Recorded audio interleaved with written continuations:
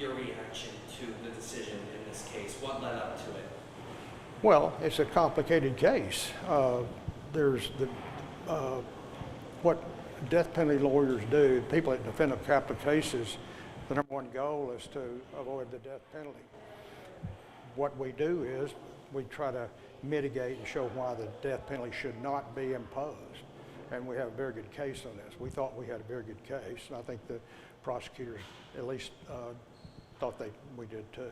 So here's the other thing.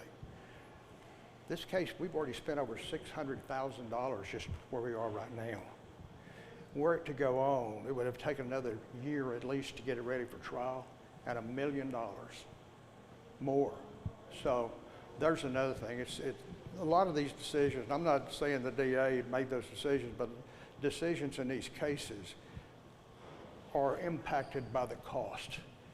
Was that brought up to Mr. Pawlowski, the cost associated with this? No, I'm not necessarily. Everybody knows it. I mean, the county commissioners knows it, the judge knows it. The judge has given us every resource we asked for. Death penalty cases are completely different. The law and the standards requires defense lawyers to exhaust every possible defense that has to do with some of the issues involved. It's very expensive, so that's a consideration. The DA has their own considerations. You mentioned the DA there, what was the cooperation like with the state throughout this process to lead to the plea agreement? Yeah, well, they were very cooperative because, they had to give us the discovery, and they did. We have our own investigators that are here. They did a very good job on it too. The main thing on this was the mitigation investigation having to do with why the death penalty should not be imposed.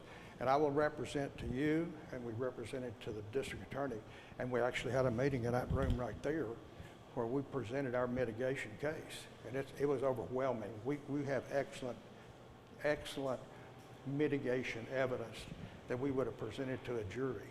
So mitigation evidence to avoid a death penalty? Well, ask a jury to make a decision of why the death penalty would be warranted instead of a life without parole. We don't believe they would have done that. We believe that they would have said it's not warranted. Gotcha. That's a big consideration. Your client, Mr. Pawlowski, said he was sorry for the families, said he was sorry for the family involved. Do you feel as though he has shown remorse throughout this process? Yes. He actually does feel remorse for Yes. his actions? Yes. How so?